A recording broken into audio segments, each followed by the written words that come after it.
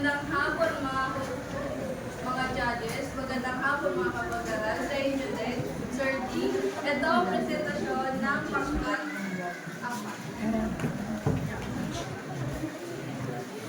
4. Hirapan sa trabaho, pangarap na binubuo.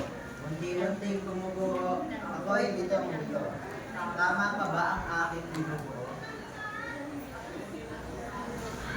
Gano'n sa bahay, responsibilidad sa pag-aaral.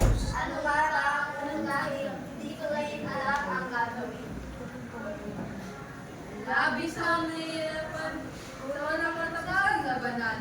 Ako'y pagod na sa mga kasanin, pating ba responsibilidad sa bahay sa akin na rin?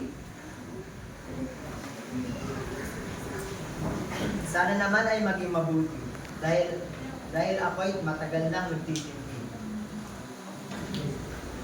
Gusto ko lang sa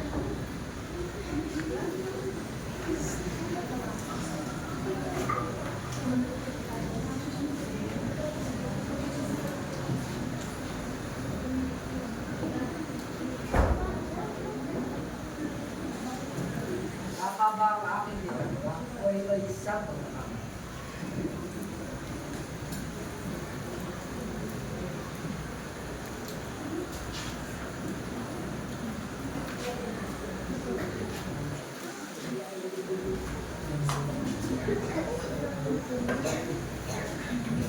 Gusto ko ng sariling kalayaan para sa aking pinagpasan.